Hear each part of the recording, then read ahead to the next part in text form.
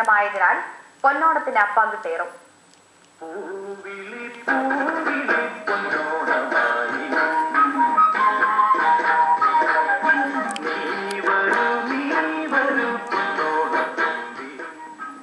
യുഎഇയിലെ ഏറ്റവും വലിയ പൂക്കളങ്ങളിൽ ഒന്ന് യാഥാർത്ഥ്യമാക്കുന്ന തിരക്കിലാണ് JRG ഇന്റർനാഷണലിന്റെ ജീവനക്കാർ. 7 വർണ്ണങ്ങളിലുള്ള 50 കിലോ പൂക്കളാണ് ഇതിനായി ഇന്ത്യയിൽ നിന്ന് ഇറക്കുമതി ചെയ്തത്. ഇതോടൊപ്പം 6 അടി ഉയരമുള്ള ഓണത്തപ്പനും സ്ഥാനം പിടിച്ചതോടെ മലയാളികൾക്ക് ഗൃഹാതുര കാഴ്ചയൊരുക്കി. 20 പേരുടെ 2 ദിവസത്തെ ശ്രമഫലമായാണ് പൂക്കളവും ഓണത്തപ്പനും യാഥാർത്ഥ്യമായത്.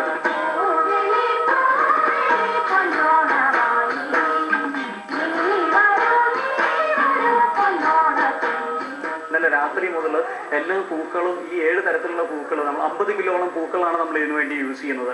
അത് എല്ലാം കട്ട് ചെയ്ത് എല്ലാം ശരിയാക്കി ഇന്ന് രാവിലെ 6 മണിയോട് കൂടി തുടങ്ങിയ ഈ പൂവിടല് ഇപ്പോഴാണ് ഇപ്പോൾ ഏകദേശം പൂർണ്ണമായിട്ട് വന്നിരിക്കുന്നത്. ഈ ഓണത്തിന്റെ സന്ദേശം എനിക്ക് തോന്നുന്നത് ഇപ്പോൾ ബാക്കി എല്ലാവരും ചോദിക്കുന്നു, ഓണമാകുമ്പോഴത്തേനും ചോദിക്കും നിങ്ങൾ ഇത്തവണ പൂക്കളം ഇടുന്നില്ലേ എന്നുള്ള രീതിയിൽ.